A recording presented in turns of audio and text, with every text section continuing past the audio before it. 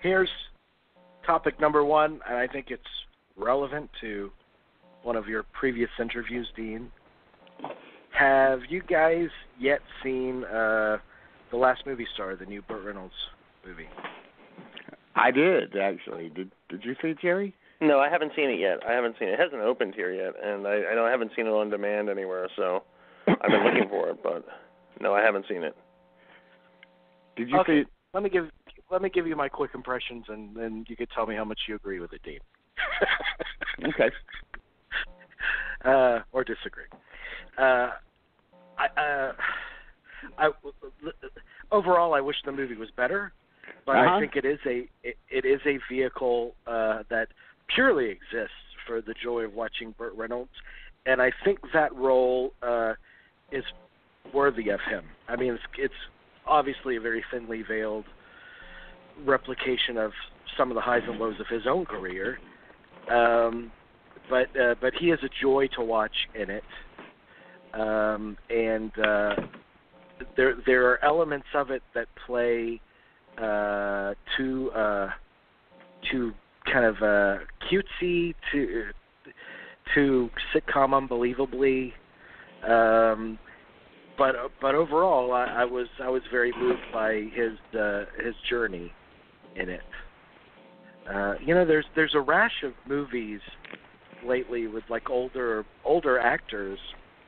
I mean, Sam Elliott's another one that comes to mind. Right. Where you get the feeling that the only reason why the movie should exist is to give that actor a showcase, because it speaks to their career so specifically, that it probably wouldn't fit with anyone else. But overall, I think it's like it feels like kind of a B- movie to me, or maybe a B. But I think the highs are good enough to, especially if you're a fan of Reynolds and kind of a bygone era, that it's well worth checking out. It's absolutely worth checking out, even despite its minuses, which I think really come from the scenes with the kids and the sort of the film festival scenes, which I think are, I don't know, just sloppily drawn, and I don't think they're really contributing an authentic eye to that scene. It's rather a little insulting, I guess, but because I've been to nascent film festivals before, and they weren't that they weren't that sort of haphazard. It feels like this one is occurring in somebody's basement or something. And but the best thing about it is Burt's performance. No question about it. It's the reason to watch it. I wish that the rest of the movie was up to snuff with that great showing, and that's the sole reason to watch it. Really, is fascinating to see him dissect his career in this way. Actually having a dialogue with his past selves, which are done through computer altered scenes from his past movies, including Deliverance and Smokey and the Bandit, and that's a really neat concept, and I think helps us get to the heart of the matter here. I wish I liked a lot more about the movie, but Burt's performance is quite enough to recommend it. I think it's brave and daring, self-deprecating in a lot of ways, and very observant. And so on that level alone, I would recommend the movie, despite other minuses. Right. Obviously, Jamie brings up the Sam Elliott movie, The Hero, which is probably might be the closest recent example. But would you put Mickey Rourke's The Wrestler in this category too? Yeah, sure.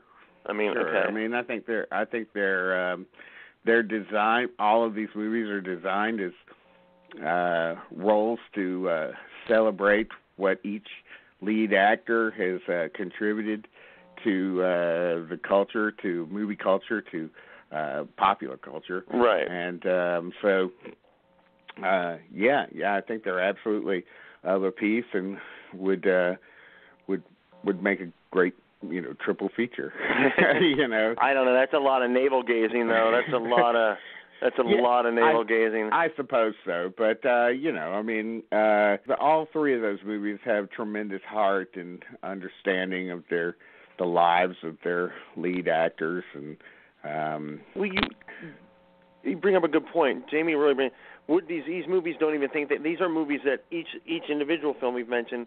They're like movies that could never exist without the participation of that particular actor. Yeah, I don't know if the last movie star. Let me ask you this: the last movie star, he obviously had Burt Reynolds in mind when he wrote this. I mean, I would think. That's more than any of the others. It's specifically tailored for Reynolds. Right. Okay. Every kind of career anecdote and you have the added benefit that he. They play the Carson stuff, and he's playing his own career. Mm-hmm. Right. Okay. It can't be anyone else's really. No, that's what I mean. Structured. Yeah. Yeah. Yeah, he's casting. He's casting a a critical eye to his past. Right. And, maybe his mistakes and his successes and. His longings for one-time longings for kind of a sports career, and so forth. One scene where they visit a stadium at it takes place in Knoxville, Tennessee.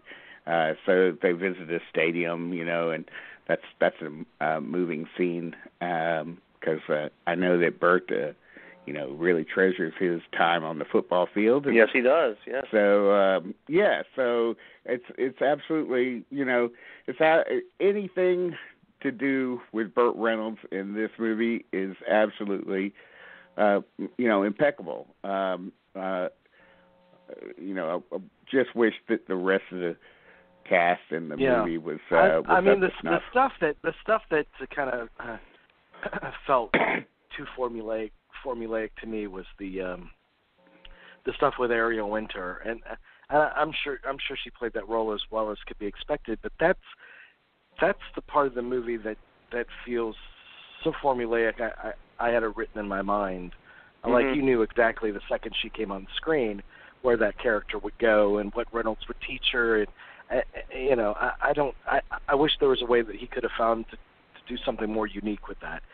But as far as the film festival stuff for me, I think by the end it was all right because he got to a place where he was able to embrace their pure enjoyment of him and of his work and of movies in general.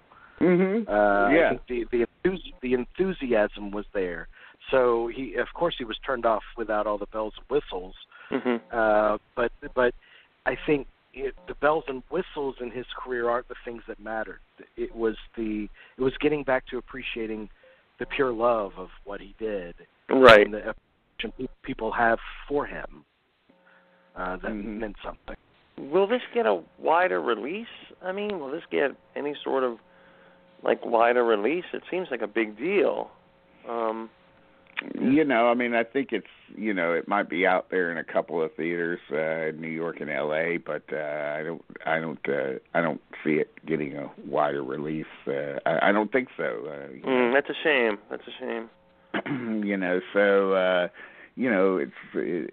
We're going to have to adjust to a world where movies like this are on demand primarily, and maybe some of the best movies of the year are really seen in that venue.